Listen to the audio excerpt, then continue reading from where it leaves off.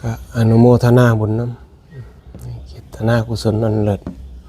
มื้อนี้คันเป็นไปได้ก็คันมันหมู่ตัดใหม่มากก็ได้ตัดให้เริ่มมีโครงการศาลาขึ้นคันเพิ่นมาฮอดประมาณจัก 3-4 โมงเนาะก็บ้านเพิ่นไกลเนาะบ้านโคกสำราญติดกับบ้านคำพะอุงเลยบ้านคำพะอุงเลยโรงเรียนบ้านคำพะอุงไปน้อยนึงติดกันนั่นแหละรับปากไว้เป็นจังไดเดี๋ยวสิโทรไปถามอยู่มาก็ท่าโยมพ่อนำนั่นล่ะพอดีเพิ่นก็สิลงมาพร้อมๆกันเฮ็ดเฮาก็มาฟังเทศน์ฟังธรรมก็ฟังบ่แม่นฟังซื่อๆได้ฟังเอาไปนำปฏิบัตินำฟังนี่มันฟังอยู่ไสก็ได้ทั้งนั้นโทรศัพท์นี่อึดบ่อยากเลยซุมื้อนี้เรื่องธรรมะคือเรื่องของเจ้าของนี่บ่แม่นเรื่องไปโยนไปอย่างอื่นเดี๋ยวนี้คนบ่ใครกินป่วยทางจิตอยู่แต่ว่าบ่ฮู้จักว่าเจ้าของป่วยเด้คือเว้าสู่ฟังนั่นล่ะคนนอนเปียงคือนอนบ่หลับแต่บ่ฮู้จักว่าเจ้าของคิดอีหยังบ่เข้าใจเพราะว่าเฮาบ่ฉลาดนั่นน่ะที่ว่าโง่สิเครียดให้นั่นนะ มันบ่ทันตามความเป็นจริงคันเฮาบ่เท่าทันฮู้เท่าทันตามความเป็นจริงมันก็เป็นจังซั่นน่ะชีวิตเฮาต้องจำเป็นต้องเรียนธรรมะกว่าสิเพาะปัญญาได้บ่แม่นเรื่องง่ายเด้กว่าสิเข้าใจถึงเข้าใจมันฮู้อยู่ก็เห็นยากแล้วก็เฮ็ดให้เป็นยากเฮ็ดให้ใจมันเป็นนี่เฮ็ดยากมากเด้บ่แม่นเรื่องง่ายแต่ว่าบางคนก็ง่ายอีหลีนะว่าผู้เพิ่นเคยฝึกเคยหัดมาพัฒนามาแค่สกิดหน่อยนึงเว้านิดๆหน่อยๆเพิ่นก็นั่นคือลูกคือหลานเฮานั่นล่ะผู้บอกง่ายก็บอกง่ายนี่เนาะเพิ่นจัง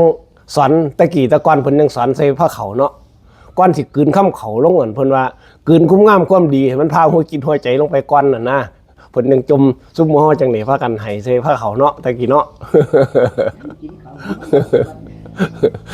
จมตะก่อนนี่เพิ่นว่ายามกินข้าวตะก่อนจมมักบอกเพิ่นคือว่าบวชเป็นพระอยู่ยะคู่อยู่วัดพุ่นเพิ่นว่านี่ว่ากัน ก็เพราะปานนั้นล่ะว่าเฮ็ดไปแต่ว่าก็เพิ่นว่าเฮ็ดหยังก็เฮาก็ไปยืนหมั่นถือมันก็บ่ได้นะเฮ็ดด้วยความเข้าใจเฮ็ดคอยฝึกหัดพัฒนาเพราะว่าเรื่องทานเรื่องศีลภาวนาหมู่นี่มันต้องเข้าไปถึงวัดในใจเฮาอีหลีเด้ที่ว่าสู่ฟังว่าเป็นเส้นทางของหัวจิตหัวใจเฮาก็ตัวหลักก็คือตัวความหลายหูจักหลายชั่วกลัวบาปตัวพื้นหลักมันนี่คันบ่มีตัวนี้แล้วรอดนะเฮ็ดหลักแต่ส่วนใหญ่มากมีหิริโอตปะมาเว้าพ้อบัดต้องมีกัลยาณมิตรมันเป็นทั้งพรหมจรรย์หมดเลยดิคันบ่มีหมู่เฮาก็บ่อยากเฮ็ดเอาบางคนนี่ฮู้อยู่แต่กราบบ่นอนก็โอ้ยมันเมื่อยหลายมื้อนี่นอนซะดอกบ่ได้กราบซ้ำแม่นนี่ลืมคันบ่มีหมู่บ่อยากเฮ็ดคนละคนมันมีหมู่บัดเฮ็ดโซ่หมู่ไปน่ะนะนั่งฟังเทศน์ฟังธรรมนั่งเถียงขอหม้อบ่ติงบ่หยังนี่แต่ว่าถ้านำผู้ใดอยู่ผู้เดียวละเฮ็ดน่ะส่วนใหญ่ล่ะหน่อยนี่เพิ่นจังว่าหากำลังจิตกำลังใจมาอยู่กับหมู่กับคณะนี่ล่ะมันจังเฮ็ดอยากเฮ็ดมันต้องมีหมู่พาเฮ็ดสร้างเพราะว่าเฮายังต้องเข้าใจว่าเฮายังสอนใจเฮาบ่ทันได้ถูกต้องคันเราตามใดที่เฮาสอนใจเข้าถึงใจแล้วมันก็ง่ายคือยังเข้ามาวัดนี่ล่ะมาแล้วเฮามาเสียสละนี่ตัวเสียสละนี่มุ้ยผู้ใดเฮ็ดได้เฮานี่เฮ็ดหญิงไงดอกบ้านนี่เฮาสิสร้างบารมีสร้างกัลยาณมิตรนี่เว้าคมหนึ่งคนฟังเฮาจะคมหรือบ่ต้องฟังตัวนี้เด้เฮาเว้าร้อยคมก็มีผู้ใดฟังเฮานางเที่ยเห็นอาตมานี่ล่ะบวชเข้ามานี่บ้าเฮาก็เห็นดีอยู่นะเห็นดีบาดนี้เฮาไปบอกดีให้เพิ่นบาดเพิ่นบ่รับบาดนี่มันก็สะท้อนมาหาเฮาบาดนี่เนี่ยมันมีผลสะท้อนมาหากันเฮาให้ท่านด้วยกันว่าเสียสละที่แท้จริงบ่หรือว่าเฮาอยากได้ชื่อเสียงเนี่ยมันสิสะท้อนย้อนกลับขึ้นมาหาเฮาเวลาบอกหมู่สิบอกหมู่อยากให้หมู่แต่แนวดีๆเฮาก็บอกแต่แนวดีๆบัดเพิ่นย้อนขึ้นเจ้าดีปานใดว่าซั่นเริ่มหน้างอปั๊บแล้วนี่บัดนี้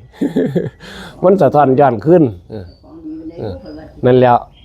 บัดนี้คันเฮามองในมุมที่ว่าเฮาบอกแต่แนวดีๆจังซั่นจังซี่ก็เลยกลายเป็นกันโมโหให้กันนั่นนะเกิดการพยาบาทอย่างต่างๆขึ้นมา